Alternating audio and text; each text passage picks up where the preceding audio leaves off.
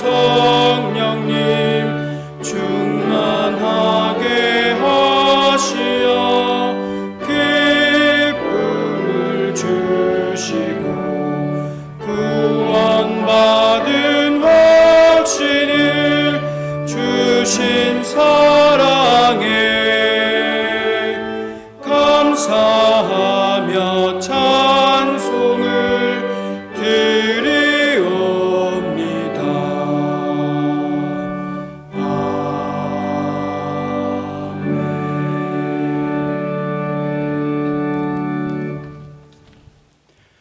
주의 빛과 주의 진리를 보내시어 나를 인도하시고 주의 거룩한 산과 주께서 계시는 곳에 이르게 하소서.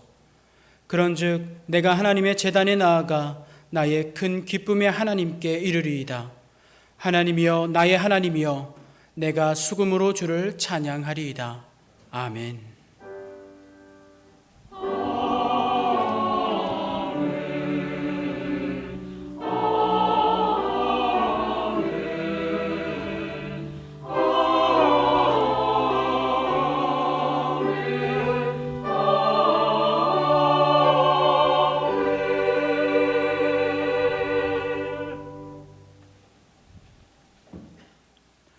여호와여 주의 장막에 머무를 자 누구 오며 정직하게 행하며 공의를 실천하며 그의 혀로 남을 허물하지 아니하고 그의 이웃에게 악을 행하지 아니하며 그의 눈은 망령된 자를 멸시하며 그의 마음에 서운한 것은 해로울지라도 변하지 아니하며 뇌물을 받고 무죄한 자를 해하지 아니하는 자이니.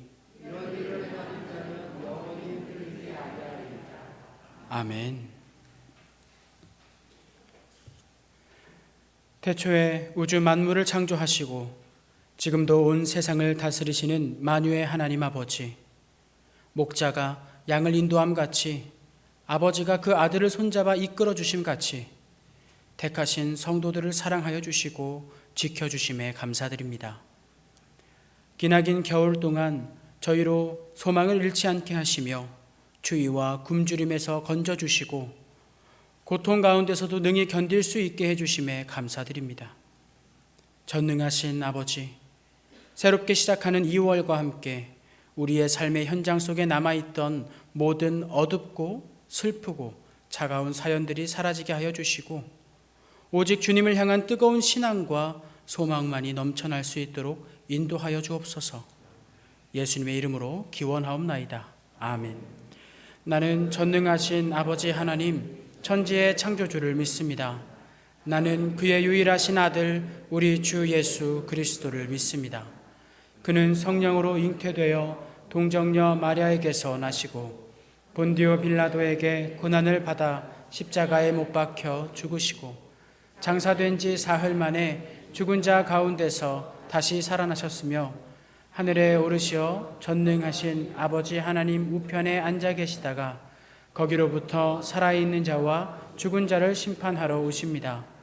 나는 성령을 믿으며 거룩한 공교회와 성도의 교제와 죄를 용서받는 것과 몸의 부활과 영생을 믿습니다. 아멘.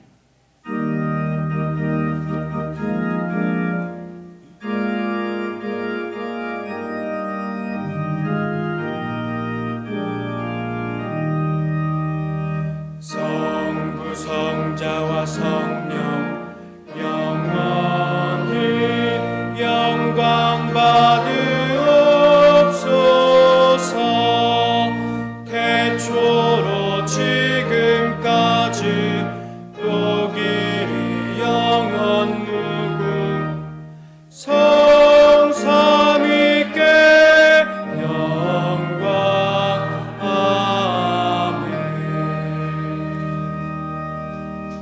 사랑의 하나님 아버지, 하나님의 크신 은혜와 사랑 가운데 저희들을 지켜보아여 주시고 인도하여 주심을 감사합니다.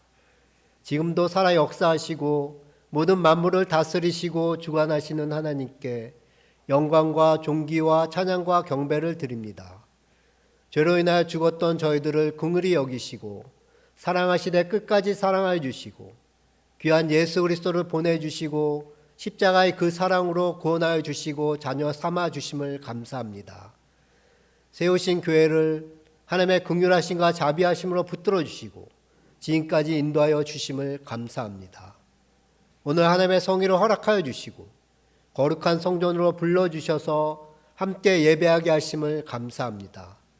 하나님, 항상 은혜와 사랑 가운데 저희들을 보살펴 주시는데 저희들은 여전히 완악하여 믿음으로 하나님만을 바라보지 못하고 원망과 불평을 토로하며 다른 사람들을 판단했던 죄를 고백하오니 용서하여 주옵소서. 사랑하며 섬기며 살아가라 하셨는데 오히려 섬김을 받으려는 마음이 앞섰음을 고백하오니 용서하여 주옵소서. 하나님 나라와 영광을 위하여 살아가야 되는데 순간순간 하나님의 사랑을 외면하고 세상의 삶을 살아가기에 분주했고 세상의 것을 우선하였던 저희들의 모습을 고백하오니 용서하여 주옵소서. 마지막 때 더욱더 기도하며 모이기에 힘써야 하는데 나태했던 저희들의 모습을 고백하오니 용서하여 주옵소서.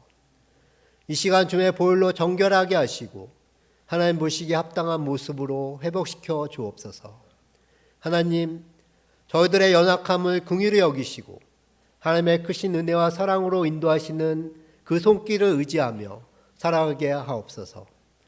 이 험악한 세상에서 몸은 죽여도 영혼은 능히 죽이지 못하는 자들을 두려워하지 않게 하시고 오직 몸과 영혼을 능히 지옥에 멸하시는 하나님을 두려워하며 하나님만 경외하며 살아가는 인생이 되게 하옵소서.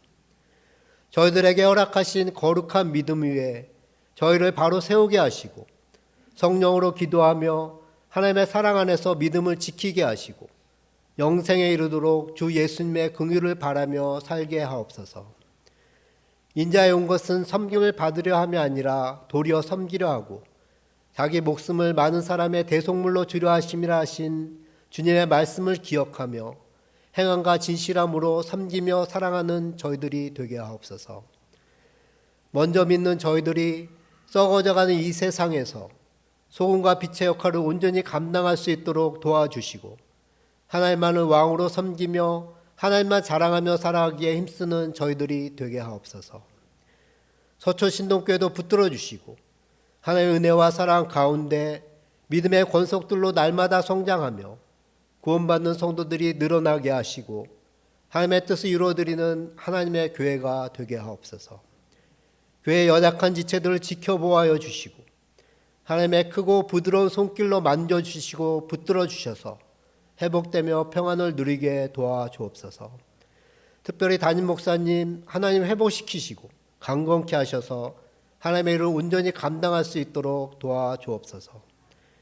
교회학과 청년들을 붙들어 주시고 세우신 교육자와 교사들을 통하여 귀한 생명들이 믿음으로 올바르게 성장하여 하나님 나라와 사회에 충성된 일꾼들이 되게 하옵소서.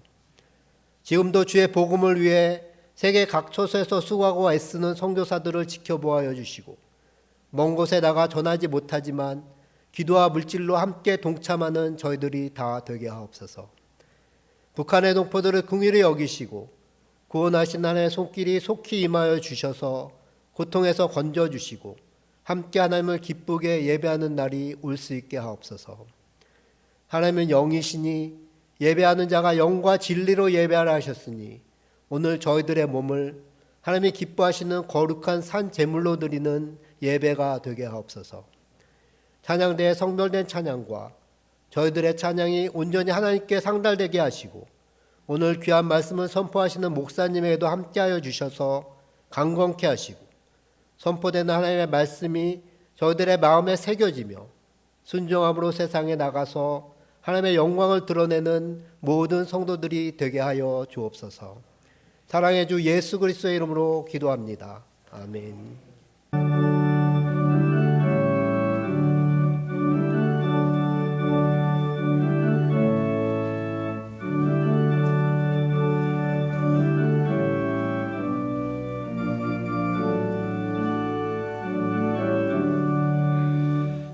모든 시험 무거운 짐을 주 예수 예수 앞에 아뢰이면 근심에 쌓인 날 돌아보사 내 근심 모두 맡으시네. 무거운 짐을 나 홀로 지고 견디다 못해 쓰러질 때 불쌍히 여겨 구원해 주리 은혜의 주님 오직 예수.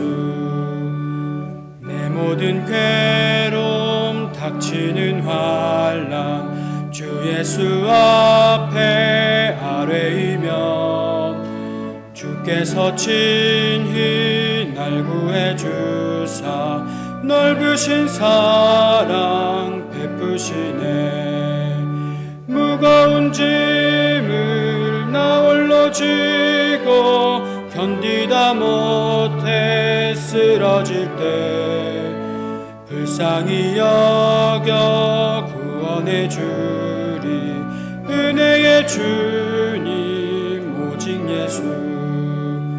내 짐이 점점 무거워질 때 주 예수 앞에 아뢰이면 주께서 친히 날 구해 주사 내 대신 짐을 져주시네.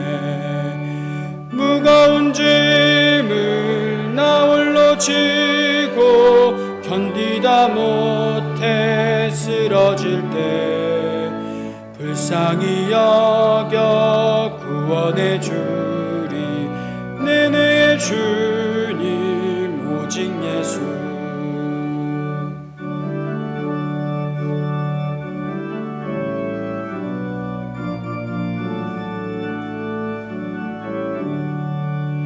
마음의 시험 무서운 죄를 주 예수 앞에 아뢰이면 예수는 나의 능력이 되사 세상을 이길 힘 주시네.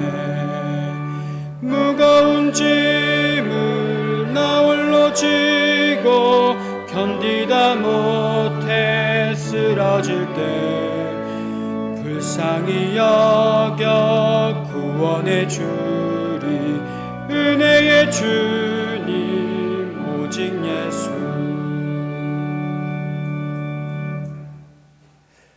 오늘 설교로는 분당 동문교회 손세용 원로목사님께서 전달해 주실 것입니다. 우리 함께 하나님의 말씀을 보도록 하겠습니다.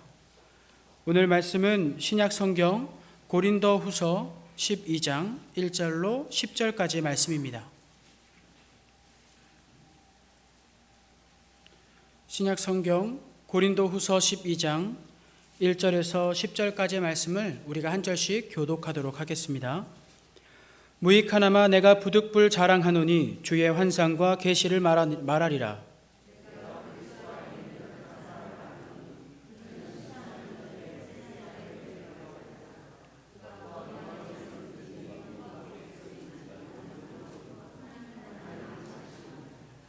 내가 이런 사람을 아노니 그가 몸 안에 있었는지 몸 밖에 있었는지 나는 모르거니와 하나님은 아시느니라.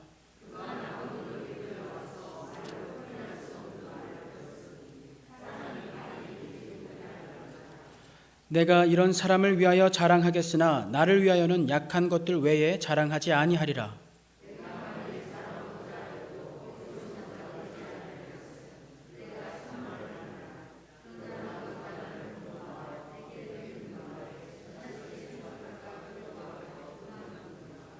여러 계시를 받은 것이 지극히 크므로 너무 자만하지 않게 하시려고 내 육체의 가시 곧 사탄의 사자를 주셨으니 이는 나를 쳐서 너무 자만하지 않게 하려 하심이라.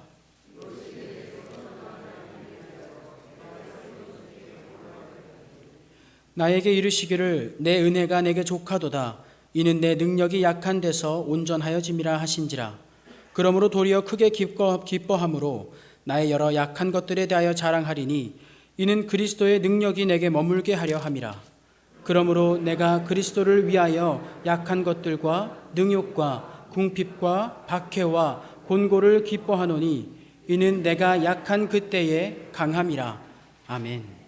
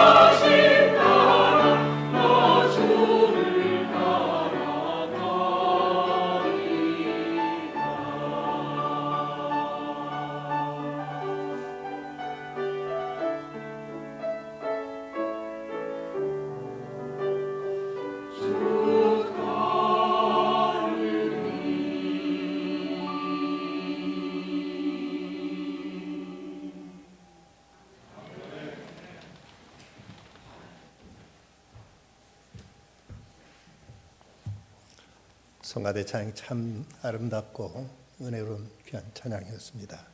감사합니다. 저는 분당 동문교회에서 목회하다가 지난 연말로 은퇴하고 오늘 또 이렇게 아름다운 서주 동에 있는 이 귀한 교회에 와서 함께 이렇게 예배 드릴 수 있게 된 것 참 감사하게 생각합니다. 오늘 와서 이 주보를 보니까 서주 신동교회가 1956년에 창립된 걸 보았는데, 제가 섬겼던 동문교회도 1956년 9월 달에 창립되었던 교회입니다. 같은 동갑내기 교회인데 이렇게 와서 함께 예배드릴 수 있어서 너무 감사하게 생각합니다. 어느 젊은 경건한 여자분이 이런 기도를 드렸다고 합니다. 하나님, 남자를 이해하고 사랑하고 또 용서하는 마음, 그리고 어떤 경우도 참고 인내할 수 있는 마음을 주시옵소서. 하지만 제게 힘과 지혜는 주지 마시옵소서. 만약 하나님께 제게 힘과 지혜를 주시면 제 남편을 때려 죽일 것 같고, 그리고 쥐도 새도 모르게 죽일 것 같습니다. 이렇게 기도했다고 합니다. 물론 누구 짜고 만든 얘기 같습니다만은 어쩌면 이런 기도까지도 우리에게 때로 필요하지 않을까 하는 생각을 갖게 됩니다. 살다 보면 어떤 경우에는 정말 누군가 때려 죽이고 싶을 만큼 분노가 치밀어올 때도 있고, 쥐도 새도 모르게 죽이고 싶은 이런 복수심이 우리에게 솟구칠 때도 없지 않아 있습니다. 이럴 때 정말 우리에게 이런 힘과 지혜가 있다면 과연 어떻겠는가? 차라리 그런 힘과 지혜가 없는 것이 내게 유익하다고 생각할 때가 있는 것이지요. 중국을 공산화시켰던 마오쩌둥은 그런 말을 했습니다. 모든 권력은 총구로부터 나온다. 또 군주론을 썼던 마키아벨리는 태초에 힘이 있었다면서 세상은 힘에 의해서 다스려지고 힘에 의해서 지배된다고 이렇게 말한 적이 있습니다. 하지만 영국의 기독교 사상가인 말컴 머거리치는 말하기를 이런 생각이야말로 인류가 타락한 징후라고 이런 말을 하기도 했습니다. 유명한 개미를 쓴 프랑스의 작가 베르나르 베르베르가 편찬한 상대적이며 절대적인 지식의 백과사전에 보면 역학관계난에 낭시대학교의 행동생물연구소 연구원 디디에 드조르가 쥐를 가지고 실험한 내용을 여기서 수록하고 있습니다. 쥐의 수영 능력을 실험하기 위해서 6마리 쥐를 가둬놓고 하나의 출구를 이제 만들어 놨습니다. 이 출구를 나오면 수영장이 있고 수영장을 건너면 거기에 먹이통이 있습니다. 그래서 이 쥐들이 어떻게 이 수영장을 헤엄쳐 건너서 저쪽에 가서 먹이를 물어오는가를 이제 실험한 것입니다. 그랬더니 6마리가 모두 똑같이 다 먹이를 수영을 해가지고 먹이를 물어오는 것이 아니더랍니다. 2마리의 쥐가 수영을 해서 저쪽 가서 먹이를 물어오면은 힘센 2마리의 쥐가 그것을 빼앗아 먹더라는 것이죠. 그런데 1마리 쥐는 가서 수영을 해다 먹이를 물어오지만 빼앗기지 않고 자립적으로 자기가 먹이를 이제 물어다 먹더랍니다. 근데 또 1마리는 먹이를 물러 수영해서 건너가지도 못하고, 그렇다고 이제 먹이를 물어온 쥐들한테 이걸 빼주지도 못하고 그냥 비실거리면서 떨어진 부스러기나 먹는 이런 쥐가 있다고 합니다. 이 실험의 정확도를 높이기 위해서 20개의 이런 우리를 만들어 놓고 우리마다 6마리씩 이렇게 넣어서 또 같은 실험을 20번을 반복해 봤습니다. 결과는 똑같습니다. 또 이번에는 그 중에서 그 착취 그룹에 있던 쥐 6마리를 가지고 하나의 집단을 만들어 놓고 또 이렇게 실험을 했습니다. 그랬더니 그 착취 집단 6마리도 그 중에 2마리가 가서 물어오면 2마리는 또 빼서 먹고, 1마리는 물어다 뺏기지 않고 자기 혼자 스스로 먹고, 1마리는 또 그나마 물어오지도 못하고 빼서 먹지도 못하고 부스러기 주워 먹는 모습이 20개 그룹에 똑같이 반복되더라는 것이죠. 이번 또 다른 실험을 해봤습니다. 착취하는 그룹에서 6마리를 뽑아서 그 쥐들을 또 한 집단을 만들어 놓고 같은 실험했더니 거기서 똑같은 결과가 나오더라는 것이죠. 또 비실거리면서 뺏기기만 하는 쥐들을 또 이제 모아놓고 이제 그들을 가지고 실험했더니 역시 똑같은 결론이 나오는 것을 보았다고 합니다. 이 실험을 통해 내려진 결론은 어디에나 강한 자와 약한 자가 존재하지만 강한 자라고 해서 꼭 끝까지 살아남는 건 아니더라. 그런 시험의 결론을 도출해낸 이유는 그 쥐들의 두개골을 절개해서 그 뇌의 스트레스 지수를 확인했더니 오히려 다른 쥐한테 먹이를 뺏어 먹은 쥐들이 훨씬 더 많은 피로감과 여러 가지 스트레스를 느끼고 있더라는 것입니다. 언제 반항할지 모르고 언제 대들지 모르는 피착취 집단의 공격에 대해서 전전긍긍했던 착취 그룹의 쥐들에 대한 하나의 업보임을 이렇게 증명해냈던 것입니다. 세상은 강한 사람도 있고 약한 사람도 있습니다. 하지만 강한 자라고 이 세상 모든 것을 다 지배하고 끝까지 살아남는 것만은 아니라는 사실입니다. 일본의 유명한 작가 엔도 슈샤쿠라는 크리스찬 작가가 있죠. 이분이 쓴 그리스도의 생애라는 책에 보면 예수님에 대해서 이렇게 기술하고 있는 것을 볼 수가 있습니다. 갈릴리에서 자라나 예루살렘 성 밖에서 살해된 마르고 수족이 가는 사나이, 개같이 살해되면서도 숨을 거둘 때까지도 오로지 사랑만으로 산 사나이. 그는 생전의 현실 속에서 무력했으며 다만 사랑만을 말하고 사랑만을 살고 사랑의 하나님을 증명했을 뿐이다. 왜 이토록 무력했던 사나이가 사람들로부터 망각되지 않았는가? 왜 그토록 개같이 살해된 사나이가 사람들의 신앙의 대상이 되어서 그들의 삶의 스타일을 바꿔놓았던가? 이 예수의 신비성은 우리가 합리적으로 해석하려고 해도 해석할 수 없는 불가사의한 것이다. 어쩌면 그리스도의 연약함이 사탄의 포악함을 이기셨다고 결론 내릴 수도 있을 것입니다. 오늘 말씀은 사도 바울이 겪고 있던 그 고통의 문제가 기록되어 있습니다. 모든 하나님께 헌신했던 사람들 가운데 예수 믿고 나서 성격까지 바꿨다는 사람은 어쩌면 바울밖에 없지 않느냐고 이런 얘기가 나올 만큼 바울은 예수 믿고 온전히 변화되어서 하나님께 전적으로 헌신했던 사람입니다. 그에게는 가정도 없었고 그렇다고 해서 세상의 어떤 권력이나 심지어는 건강까지도 주어지지 않았습니다.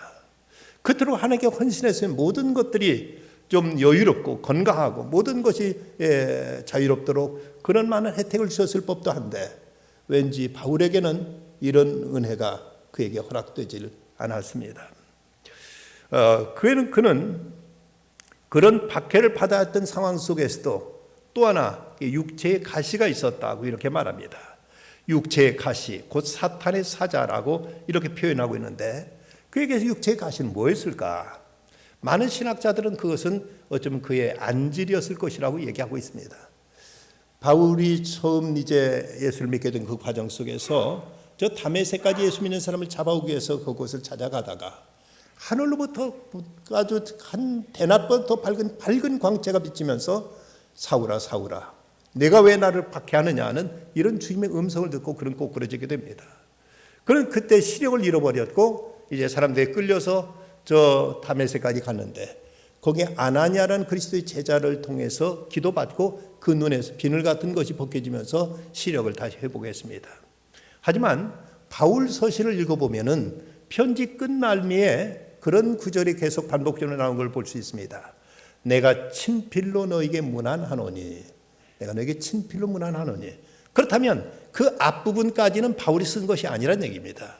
바울은 그냥 불러주면 제자들 중에 누군가가 이것을 이제 대필했다는 것이죠. 그리고 마지막에 가서 바울이 이제 이 편지가 자기가 보낸 것이라는 확인이 하듯이 친필로 몇 마디를 이제 손수 쓰면서 이걸 자기가 보낸 편지라는 것을 이렇게 드러내고 있습니다. 이걸 보면은 바울은 눈도 제대로 박지 않아서 안질로 늘 고생하면서 편지도 스스로 쓰기 어려웠던 이런 그에게 고통이 있었던 것을 알 수가 있습니다. 그래서 그의 육체의 가시가 그의 안질이 아니었겠느냐 봅니다. 하지만 또 어떤 신학자들은 그가 말라리아 같은 열병으로 고생했을 것이라고 보기도 하고 또 하나는 갈라디아서 4장 14절 말씀 보면 너희를 시험하는 것이 내 육체에 있으되 이것을 너희가 업신여기지도 아니하고 버리지도 아니하고 오직 나를 하나님의 천사와 같이 또는 그리스도 예수같이 영접하였도다고 이렇게 말씀하고 있는데 너희를 시험하는 건 내 육체에 있었다. 여기에 대해서 혹자는 말하기를 어쩌면 간질병이 아니었겠느냐. 중동 지방에서는 간질을 사탄이 주는 병으로 이렇게 인식했기 때문에 여기서 이제 너희 믿음을 시험할 만큼 내게는 이렇게 심각한 병이 있었다. 안질 정도 가지고 그의 사람들의 믿음이 시험 받았겠는가? 말씀을 전해 갑자기 이제 쓰러져서 눈이 뒤집어지고 거품을 물면서 그가 헤맸다면은 사람들에게 아마 시험이 됐을 수 싶습니다. 어쨌든 그에게는 육체적인 이런 고통이 있었다는 것입니다. 이 육체의 가시 육체적인 고통이 있었는데 그는 이런 상황에서 어떻게 대처했고 어떻게 믿음으로 이것을 극복했는가를 오늘 말씀을 통해서 우리가 몇 가지를 확인해 볼 수가 있습니다.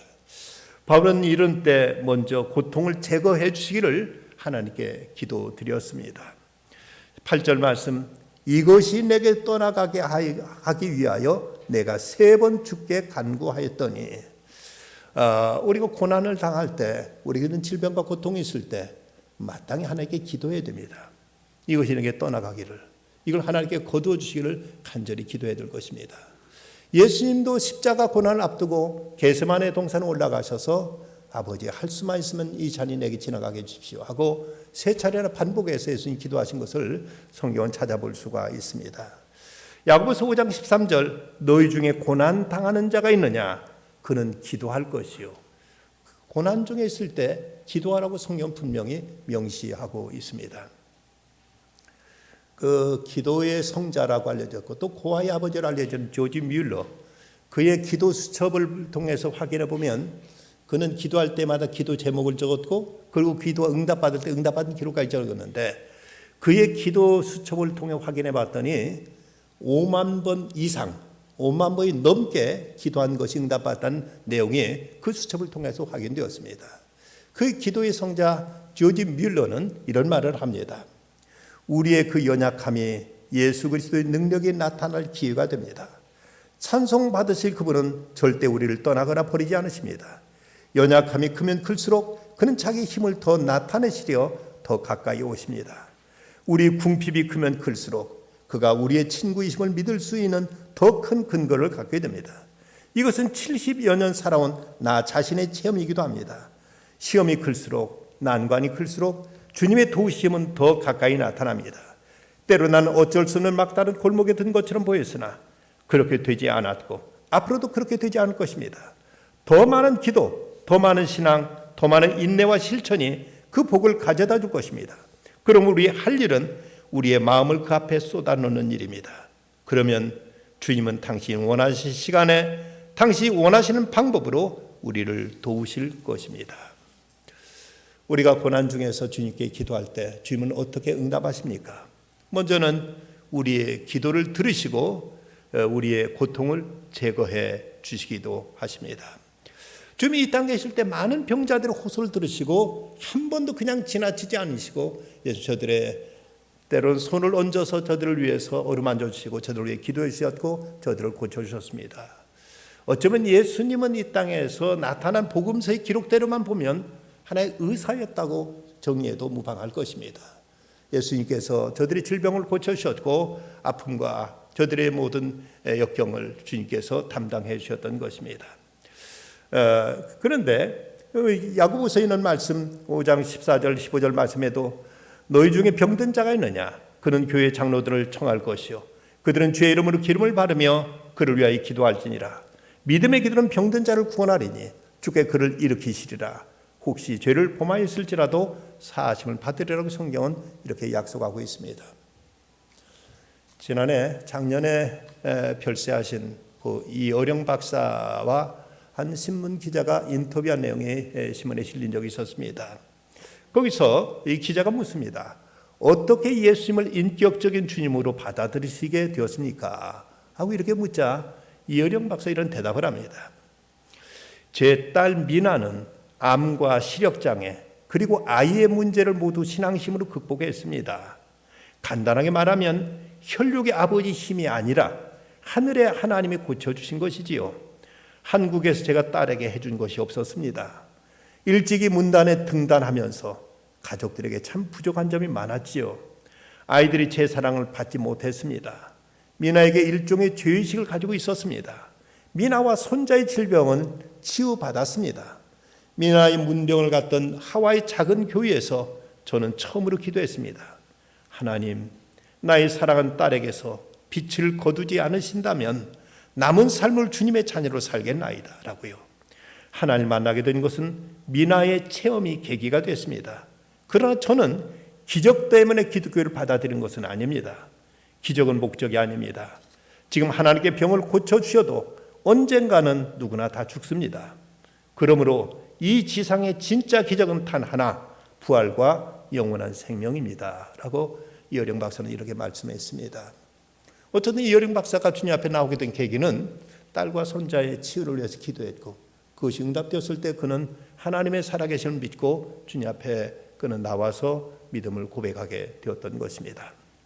이처럼 우리가 하나님께 기도할 때 하나님께 우리에게 그 고통을 제거해 주는가 하면은 때로는 그 고통을 그대로 두시지만 우리에게 더 큰 은혜를 베풀어 주시기도 하십니다. 나에게 이르시기를 내 은혜가 네게 족하도다. 이는 내 능력이 약한 데서 온전해짐이라 하신지라.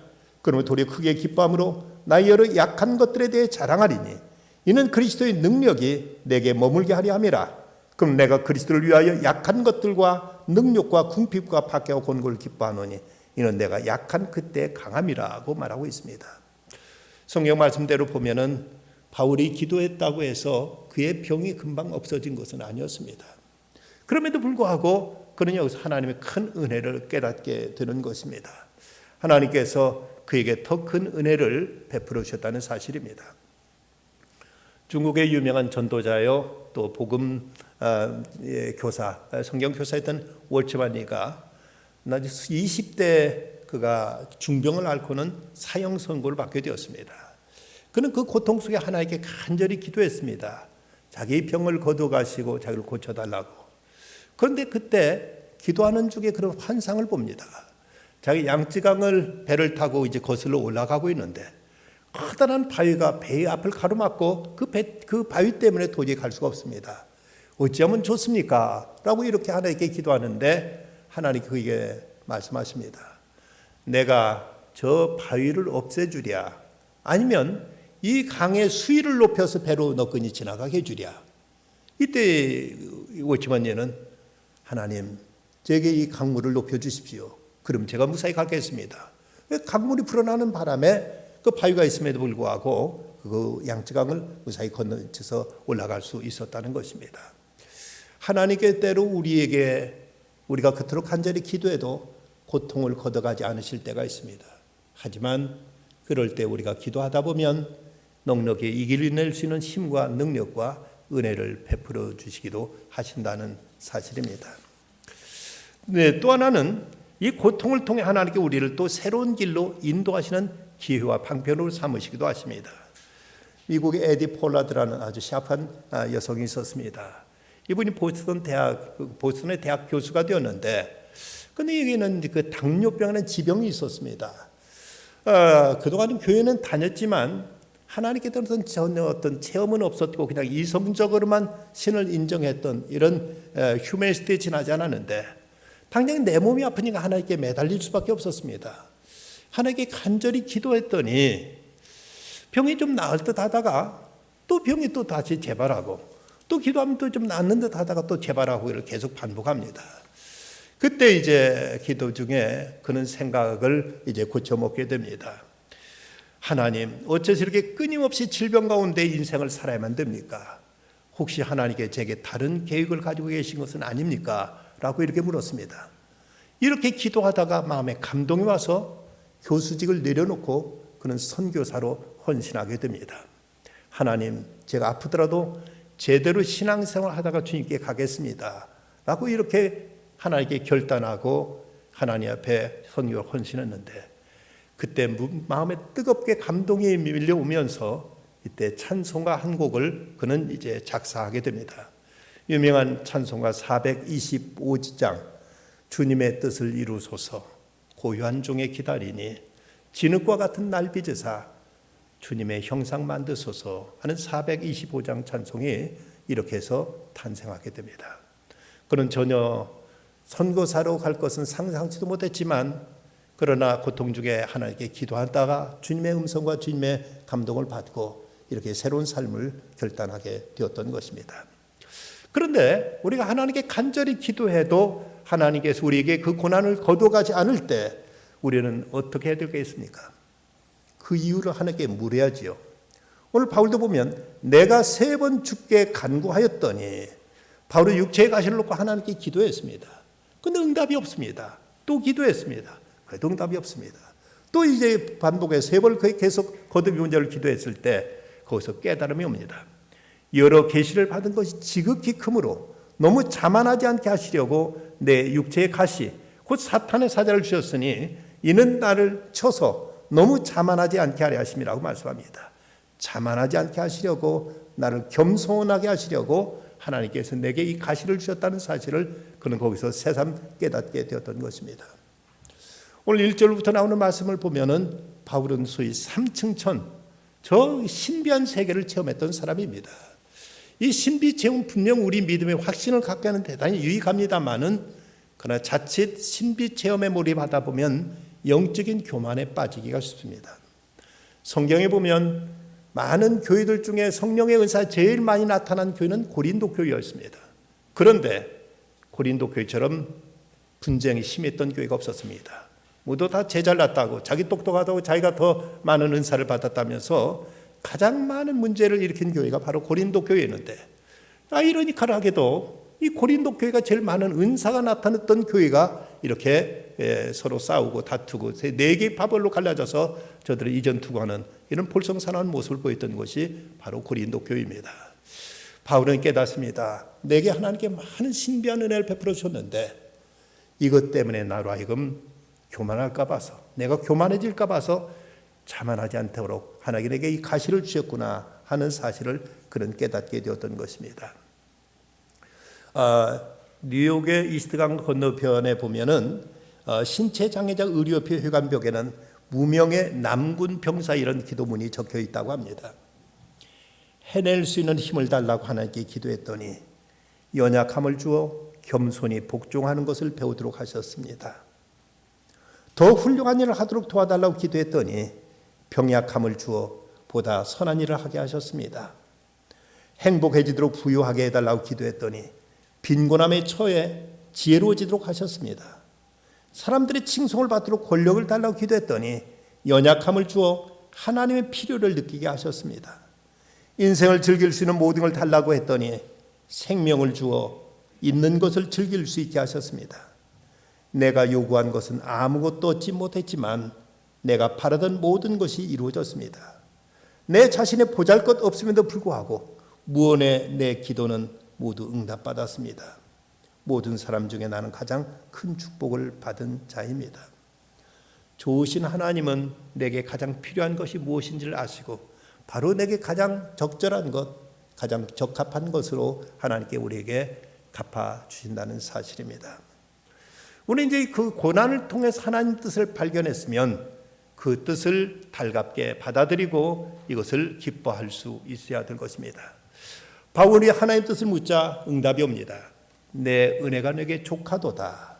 이는 내 능력이 약한 데서 온전해짐이라 하고 하나님 말씀하십니다.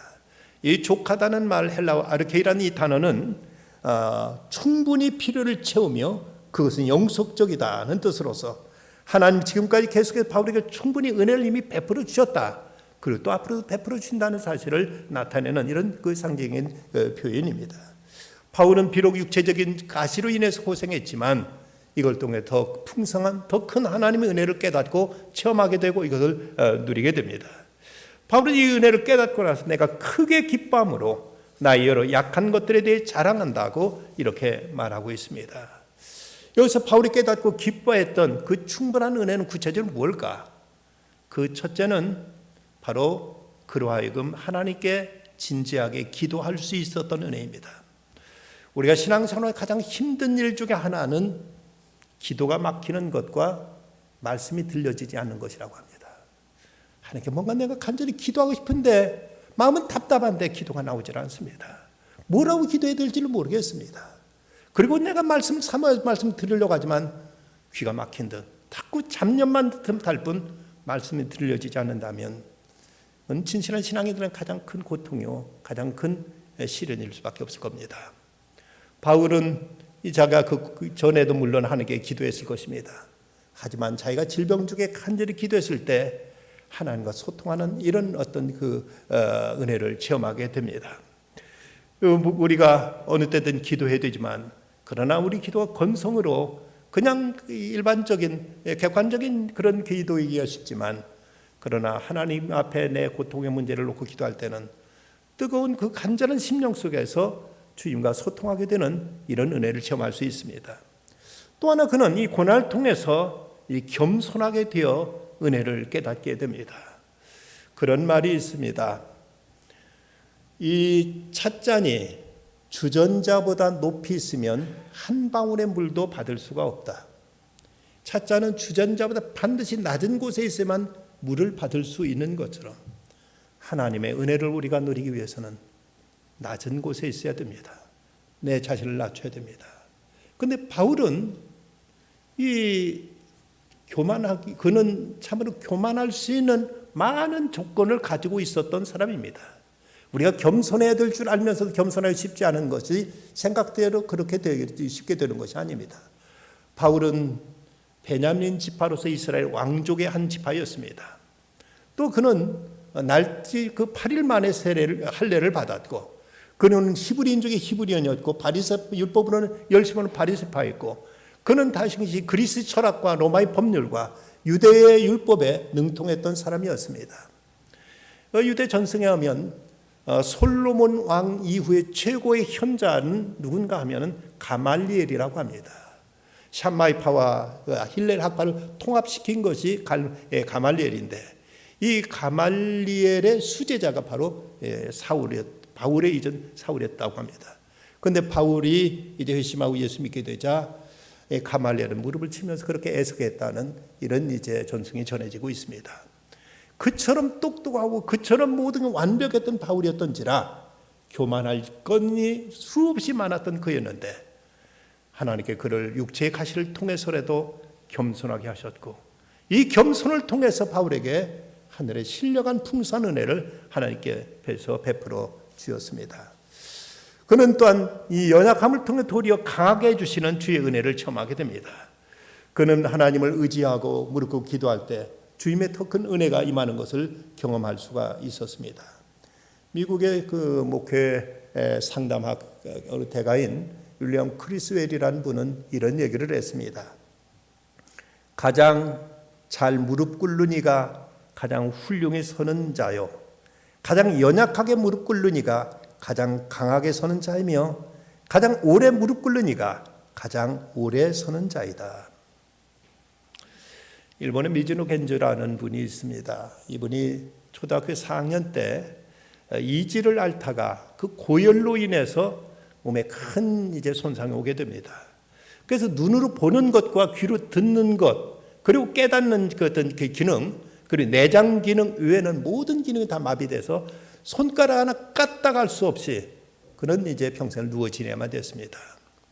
이런 신세가 됐을 때 그리고 나서 5년이 지나서 미야오라는 목사님이 찾아와서 그에게 복음을 전합니다. 그래서 그 복음을 듣고 그는 예수님을 영접하고 하나님의 사랑을 이제 깨달았습니다. 하지만 그에게 고통은 그대로 지속되었던지라 그도 간절히 하나님께 3번을 그가 하나님께 부르짖어 기도했다고 합니다. 그런데 그때 하나님의 응답은 바울에게 주신 말씀과 똑같은 말씀이었습니다. 내 은혜가 내게 족하도다. 내 능력이 약한 데서 온전해짐이라. 그는 이 말씀을 듣고 거기서 큰 하나님의 은혜로 인한 감동이 밀려왔습니다.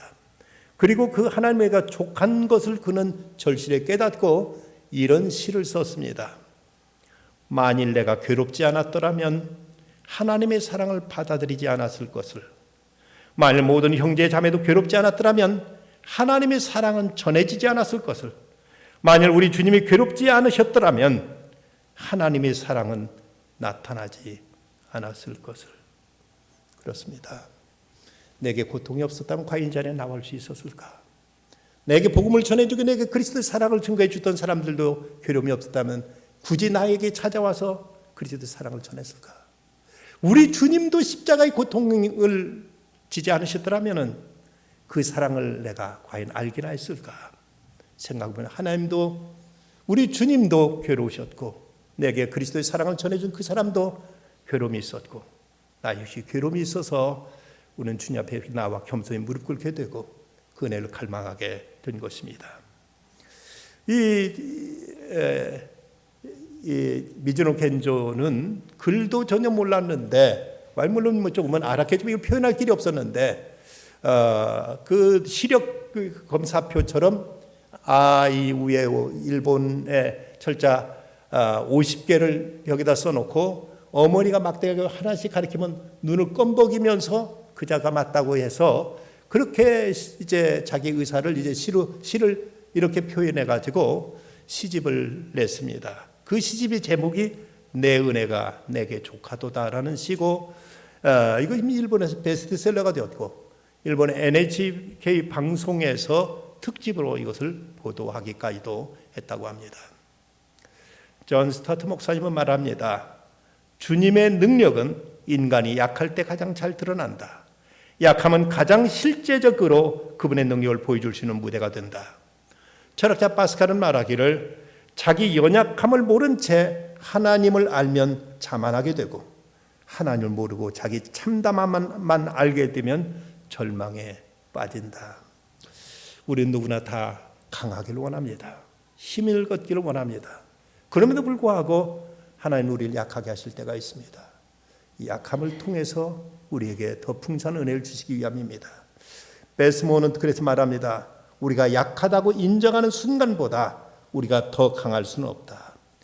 고난당한 것이 내게 유익이라. 이로 말미암아 내가 주의 율례들을 배우게 되었나이다는 시편 기자의 말씀처럼 우리 연약함을 통해서 주 앞에 가까이 나아가 기도하는 중에 이를 통해서 더 큰 일을 이루시고 이를 통해 더 풍성한 은혜로 우리를 세워주시는 그 은총 가운데 믿음으로 승리하시기를 주의 이름으로 축원합니다. 하나님 감사합니다. 살아온 날들 속에 이런저런 아픔이 있었고 연약함이 있었습니다. 이런 일이 왜 있어야 되는지 저희들 알지 못해서 때는 불평이고 원망도 했지만 이를 통해서 기도를 배웠고 이를 통해 주 앞에 낮아짐을 배웠습니다. 주님 더 낮은 모습으로 주 앞에 나아가 엎지는 중에 저희를 위해 예비하신 하늘의 풍성한 은총으로 다시 힘있게 일어설 수 있는 저희들이 다 되게 하여 주시옵소서. 예수님의 이름으로 기도드리옵나이다. 아멘.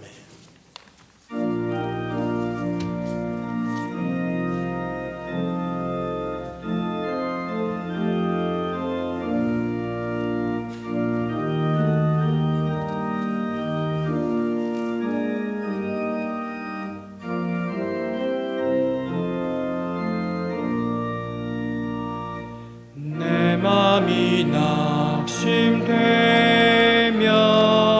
근심에 눌릴 때 주께서 내게 오사 위로해 주시네.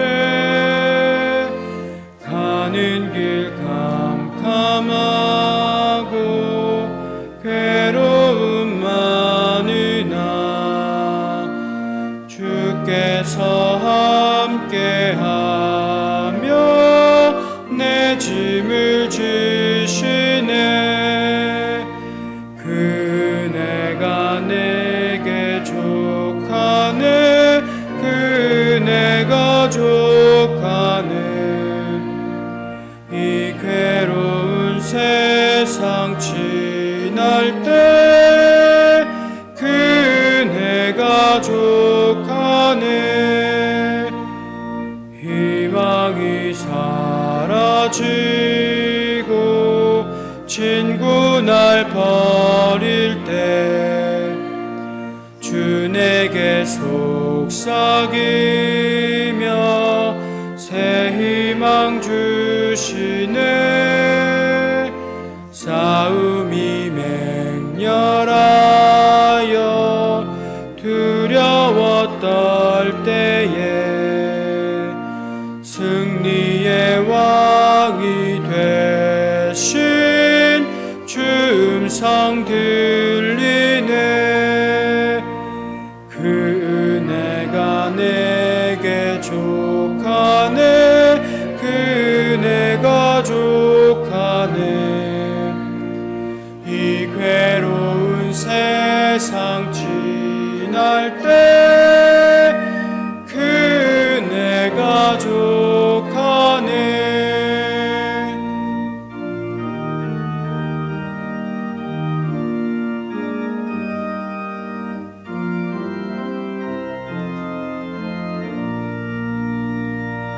번민이 가득 차고 눈물이 흐를 때 주 나의 곁에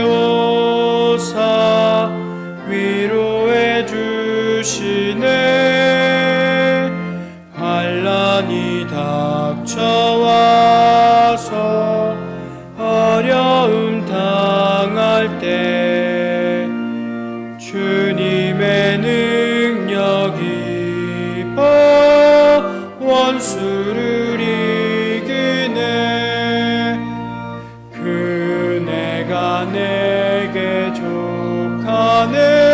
그네가 족하네. 이 괴로운 세상 지날 때 그네가 족하네.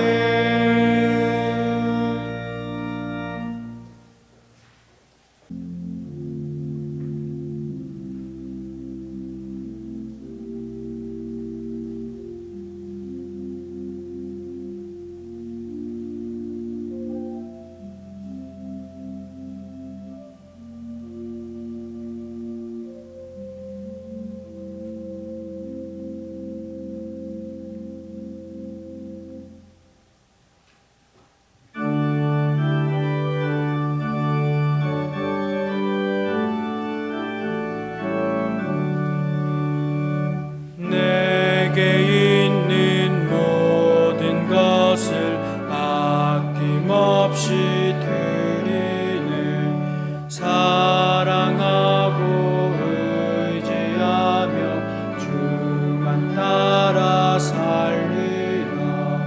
주께 드리네. 주께 드리네. 사랑하는 구주 앞에 모두 드리네. 아멘.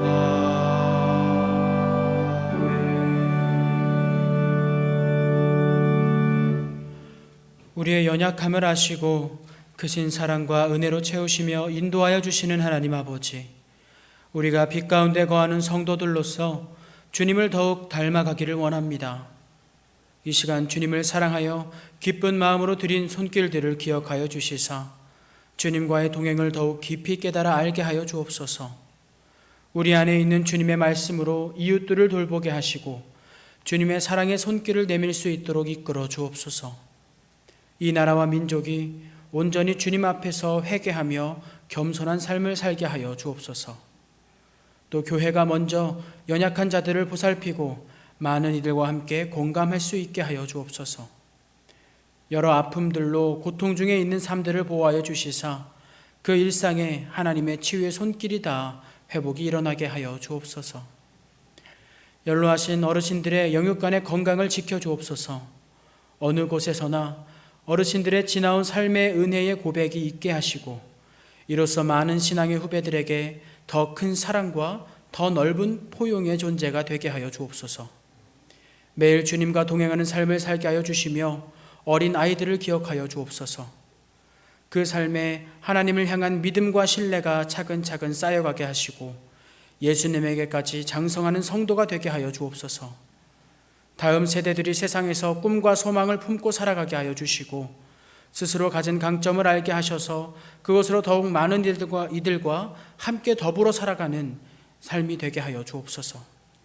각지에서 말씀으로 복음을 전하는 선교사들과 그 가정을 기억하여 주시고 북한에 있는 우리 동포들도 기억하여 주옵소서. 그들의 건강과 여러 위험으로부터 보호를 주님께서 인도하여 주옵소서. 한 주간 삶을 살아가는 성도들의 매일매일을 지켜주시고 여러 사업과 직장지 가운데 형통하게 하여 주옵소서. 우리의 삶은 오직 주님만을 의지하기를 원하오며 예수님의 이름으로 봉헌 기도드립니다. 아멘.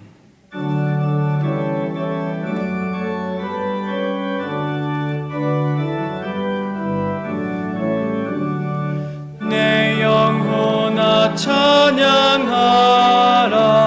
주님 앞에 엎드려 구속하신 넓은 은혜 높이 찬양하여라.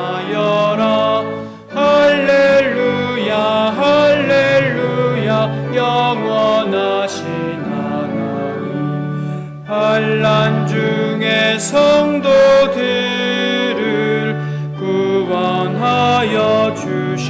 은혜 노하심은 더디하고 인자하심 넘치니 할렐루야 할렐루야 신실하신 하나님 우리 약함 하시는 주 항상 지켜주시고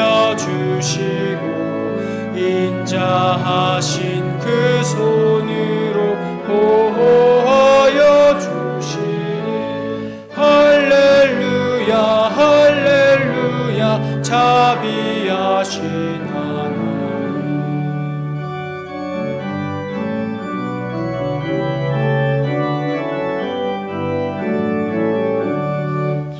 천사들아 우리 함께 주께 찬양 드리세 성도들아 모두 모여 주께 경배하여라 할렐루야 할렐루야 은혜로우신 하나님